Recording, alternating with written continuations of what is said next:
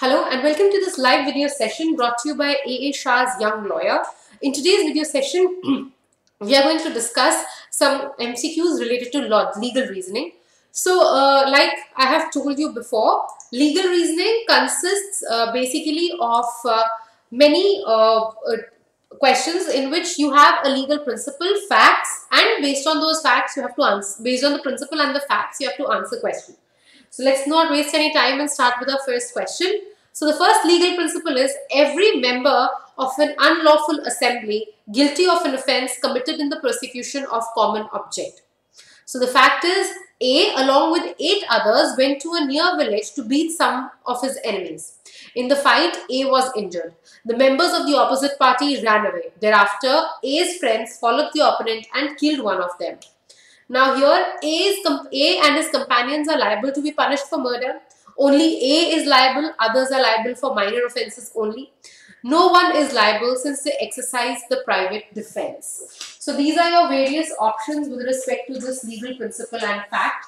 And the correct answer here is option number A. First is A and his companions are liable to be punished for murder. Why? Because the fact clearly states that every member of an unlawful assembly which is guilty of an offence committed in the prosecution of a common object. So all of them together went to pursue a common object, that is they wanted to beat other people. So A along with 8 others went to a village to beat some of the enemies. So they all have a common object. That is why they are all liable to be punished for murder. Moving ahead, the next legal principle is whoever intentionally puts any person in fear of any injury to that person or to any other and thereby dishonestly induces the person so put in fear to deliver to any property or valuable security or anything signed or sealed which may be converted into a valuable security commits extortion. So if you are threatening a person that you will injure them or injure somebody else and you dishonestly want them to give you some property, some security, something signed and sealed which is valuable, in that case you are committing extortion. So this is the legal principle that you have. What is the fact here? A threatens to publish a defamatory libel concerning B unless B gives rupees 5 lakhs. A induces B to give money. So A has threatened that he is going to publish a defamatory libel concerning B. So if B will give him 5 lakh rupees, he wouldn't publish it. So A induces B to give money in this case. So in this case, what are our options? A is guilty of defamation. B, A is guilty of extortion. A is guilty since A is not guilty since it is a preparation only. So here the correct answer is option number B. So here you see in the legal principle, it has not said anything that the act has to be there, right? So even if they induce that fear or even if the act is not complete, so just inducing that fear in itself is under this legal principle. Hence option B is correct, that A is guilty of extortion. Moving ahead, the next legal principle says, whoever dishonestly misappropriates or converts to his own use any movable property shall be punished with imprisonment of either description for a term which may extend to 2 years or with a fine or with both. So if you misappropriate any property or convert it for your own use, then you are to be punished with either an imprisonment for 2 years or a fine or both of them, right? So now A facts are that A finds a diamond ring knowing to whom it belongs. He sells it immediately to a jeweler. So A has found a diamond ring. He knows who the owner of the diamond ring is, right? So he's asking he knows who the owner is and he still sells it immediately to a jeweler. Now let's see what happens. What are the facts? What are the options that we have? First, A is guilty of criminal misappropriation. A is not guilty of criminal misappropriation. A is guilty of cheating.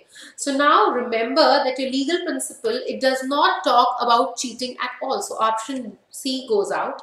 A is guilty of criminal misappropriation and A is not guilty. So A is definitely guilty because he knew to whom it belongs, and any person who misappropriates someone else's property and converts it to his own use for his own name and sells it or buys it or uses it for his own selfish motives, that person is liable to criminal misappropriation. So hence the correct option is option A. A is liable to criminal misappropriation. The next legal principle says voluntary drunkenness is not a defense under section 85 and 86 of the code. So A, in his possession, he has a bottle of poisonous lotion for external application and a bottle for internal use. In a drunken condition, gives to his child an ounce of the poisonous lotion to drink, as a result of which the child died. Is A guilty of any offense? So the principle says that voluntary drunkenness is not a defense. If you have been drinking on purpose and you've been voluntarily drunk, you cannot say that since I was drunk, I am not committing an offense. It was voluntarily that you drank. So voluntary drunkenness is not a defense under subsection 85 and under sections 85 and 86 of the code. Now, the fact is that A had two bottles. One had a poisonous lotion, which was for external application, and a bottle of medicine, which was for internal use. So, in a drunken condition, instead of giving the child the normal medicine, he gives him the poisonous lotion to drink, and as a result, the child dies. So, is A guilty of any offense? Please remember, the question here is A guilty of any offense? So first option is A is guilty of death caused by rash and negligent act. A is guilty of murder. A is not guilty since he is in a drunken state. A cannot take drunkenness as a defense, as voluntary drunkenness is not a defense under sections 85 and 86 of the code.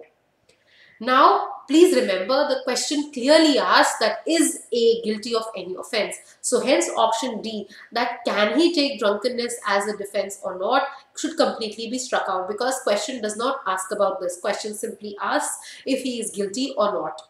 So he is not guilty of murder definitely, because he did not have a motive to murder his own child, whereas he is definitely guilty of death caused by rash and negligent act. So yes, A is guilty, but he is not guilty of murder. He is guilty of death caused by rash and negligent act. A is not guilty. This option that A is not guilty since he is in a drunken state cannot hold true, because we know that A was voluntarily drunk. The next legal principle says, whoever delivers to another person as genuine any counterfeit currency which he knows to be counterfeit, but which that other person is not aware of at the time when he received it, is guilty of counterfeiting currency. So if someone delivers to another person a fake note and he knows that that note is fake, but the other person is not aware that it is fake when he receives it, then he is guilty of counterfeiting, that is circulating fake currency. Now, what are the facts of the case? Let's see. While returning home, one day Roshni realizes that local shopkeeper has given her a fake note of ₹1,000. Disappointed, she goes to the same shop and buys cosmetics worth ₹600. Now she gives the same fake note to the shopkeeper. The shopkeeper, while inspecting, finds out that the note is fake. Is Roshni guilty? So Roshni went to a shop and the shopkeeper gave her a ₹1,000 note, maybe as a change. Now Roshni checks that the note is fake. So now she is disappointed. So she goes to the shopkeeper, and from that same shop she buys cosmetics worth ₹600. And now she gives him the same ₹1,000 note that he had given her. Right? So she passes him the same fake note. The shopkeeper, while inspecting the note, finds out that it is fake. So is Roshni guilty? First is no, she was merely attempting to return the note to the same shopkeeper who gave her the note. So this option is wrong, because she was not attempting to return the note. She was attempting to use it to buy something. She had to buy cosmetics worth ₹600. Second is no, she is not guilty of any offense, as neither did she manufacture the note nor did she circulate it with the view to deceive public. Now here, the principle does not talk about circulation, it does not talk about manufacturing, so this option stands incorrect. Yes, she attempted to pass a note which she knew was counterfeit. No, the shopkeeper is guilty, and he was the one who circulated the counterfeit note to Roshni. Now here in these two options, the correct option is option number C, because because she attempted to pass the note which she knew was counterfeit. Now that she was in possession of the note which she knew was counterfeit, she should have not tried to pass it on to somebody else. Rather, maybe would have taken it to the authorities or something like that, because obviously you cannot write any of that because it's not given in the legal principle. But yes, certainly according to the principle, if you try to pass a counterfeit note to somebody, you are guilty of, knowingly if you try to do it, you are liable to counterfeiting, charges of counterfeiting. So this option C stands correct, that yes, as she attempted to pass on a note which she knew was counterfeit. So yes, she is guilty of counterfeiting currency. So these were all the questions that we had for you today for legal reasoning. So I hope this was helpful for you all, and you can also join us and help us. You can also join us on Facebook. You can follow us on Twitter. You should follow us on YouTube. You can follow us on Instagram. And Aisha's Young Eyes will help you prepare for various exams such as state PSC jobs, banking jobs, staff selection commissions, railways, CLAT exam, etc. We wish you all the very best for your exams. Thank you.